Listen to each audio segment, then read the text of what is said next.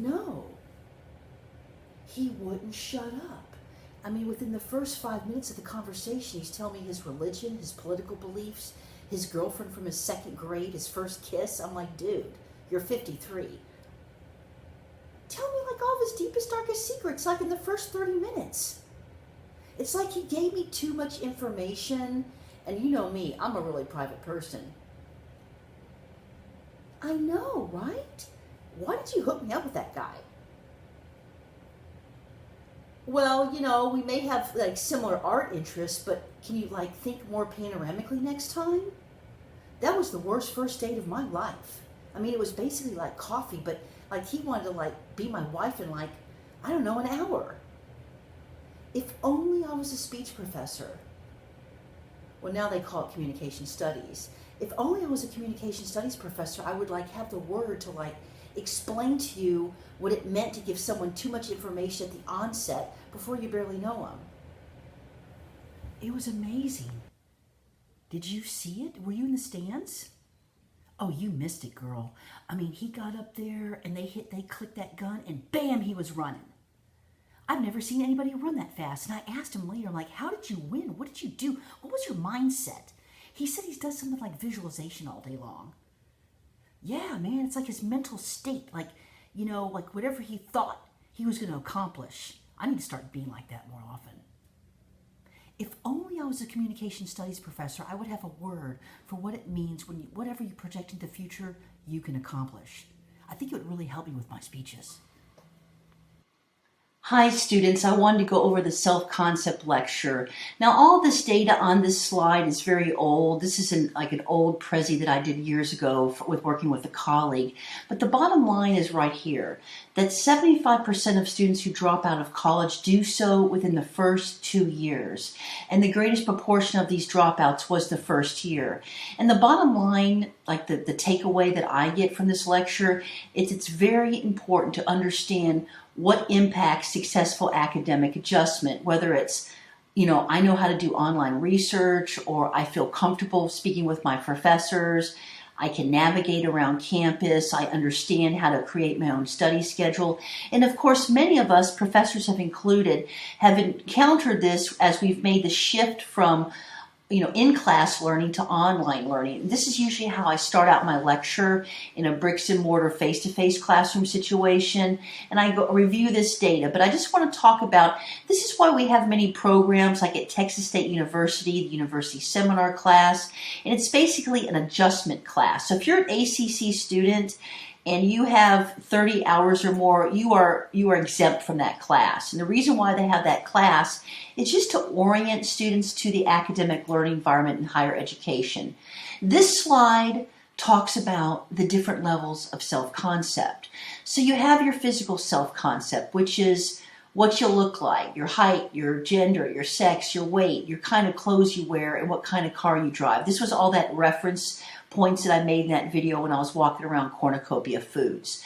So, you may, like for me, what the situation was when I had my wonderful divorce, my total life changed. I changed my music. I changed how I dressed.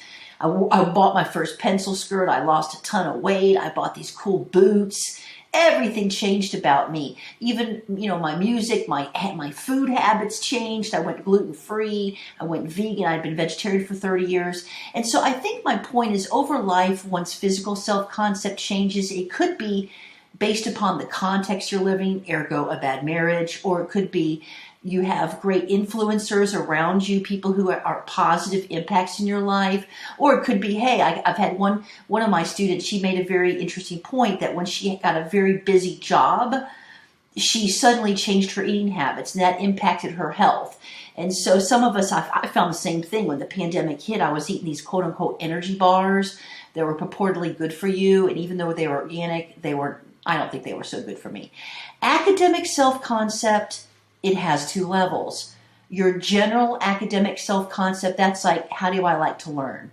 I've got a colleague who plays guitar, and he's very good, and he performs live. Is he expecting to win a Grammy someday or sell $1 million worth of albums? We used to call them albums back in the day, CDs? Probably not. He does it because he enjoys performing, he enjoys the audience interaction, and he loves the process of learning. Just like me with the painting, or I'm learning ecclesiastical Latin right now. I don't expect one day to teach Latin, but I love doing it just for learning's sake. And some of you may be like that. You like to, some of these people, I can't remember what they call it, they take old outfits and they cut them up and make new outfits. Or some of you love to study art, or you love flower arrangements, or production of music. That's number one. Number two is, what are you good at? Are you good in math? Are you good in science? Do you love art? Do you love athletics? And that is the second level of academic self-concept. So some people may be very good in athletics, or with me, I was great in debate, but not, in fact, ironically, one year I think I failed logic and I was on an academic debate scholarship. And it mainly was because of the professor. Once I took a different professor who ended up being on my graduate committee, I made an A. But it was just funny because I was taking logic, which was theoretically within that discipline of logic, right, debate, but it was taught so much differently, and they ran logic much differently than academic debate. Social self-concept is who you hang out with. Do you hang out with athletes or fellow musicians or other artists, or are you into politics? Do you have a social group from just by proximity of where you grew up? Do you have an online community? That would be your social self-concept. And then transpersonal self-concept, that is, how do you relate to the unknown? Are you atheist or agnostic? Are you Methodist, Baptist? Are you Hindu, Buddhist, Muslim, Catholic? Whatever your way of relating to. It's 5 o'clock. I love when my computer does that. Whenever you relate to, however you relate to the unknown, that would be your transpersonal self-concept. For some people, this is very personal. It's very quiet. And I'll explain this in the next slide over here, the levels of self-disclosure. Some people's lives are an open book. So for one person, very intimate information might be their transpersonal self-concept. Now, if you think about it, what about a pastor or someone who has a video blog about atheism? Is that a very peak? A peak communication would be like, very important to them? Is that quiet? Is that something they keep quiet? Probably not. So generally, level 1 self-disclosure is high. My name is Lisa Marie and I live in San Marcos. Level 2 might give you a little bit more information. I teach communication studies and I live in a historic area and I love artifacts. Level 3 may be, this is how I vote, this is who I voted for president, and this is my religious beliefs. Now, if you are in politics, level 1 is probably who you voted for president versus level 3. So some people, they're not going to tell you. Other people are going to be very vocal about it. They may have a Twitter about it. So be aware of this. Obviously, like the clip I just played earlier about the first date, too much information for one person may be, this is just like common knowledge. It's no big deal. But for someone else, they'd be like, hey, whoa, that's like stuff we don't get into till like date 5. So just be aware. Whenever I get to this slide, one year I told someone, I said, what level is it if you go out with your colleagues and get drunk and get just blasted? What level self-disclosure is that? And one of my students in the classroom said, level stupid. And I thought that was so funny. I would say that would be level 3. And why do you think that would be true? I just realized I probably could have made this full screen. I don't know if I can or not. Level 3 would be level 3, because you may say something you'll regret later on, or you may become too familiar. So just be careful of that. And I often use that as a multiple choice exam question. And then self-fulfilling prophecy was that other clip about the person who was a runner and he uses or she uses positive visualization.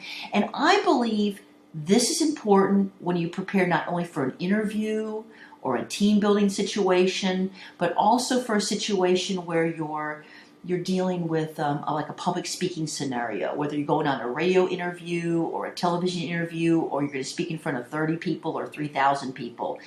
Your mindset before you walk into that communication context is very important. So if you keep saying, I don't want to give a speech, I'm shy, I don't like talking to people, you're going to project that into your game. If you say, hey, you know what, I'm a little anxious about this, but I'm going to prep and I'm going to practice and I'm going to nail this out the park. I'm going to make this a grand slam. That baseball is going to go right over the fence, and it's going to be awesome. well, then you're doing positive self-fulfilling prophecy. Some people have affirmations. I've had student athletes who do visualizations. They'll mentally go through what, like a football player this semester told me he does that all day long. He visualizes it.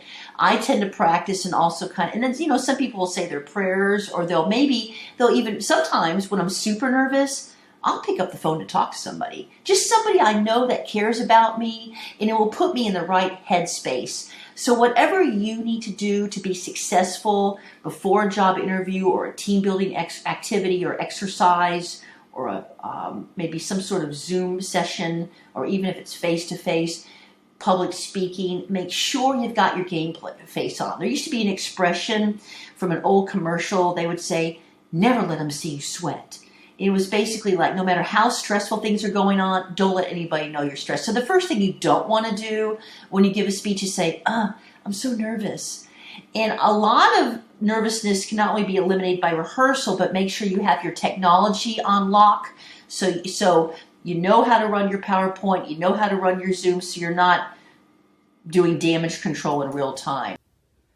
No, I told you I was there. You said to meet me there at 2 o'clock, and I was there at 2 o'clock on the dot. And quite frankly, I was there 15 minutes early because I'm never anywhere unless I'm 15 minutes early. Yeah, I was there at 2 o'clock. Were you there at 2 o'clock? Well, then how did I miss you? Oh, no, I was there at 2 a.m. Did you mean 2 p.m.? If only.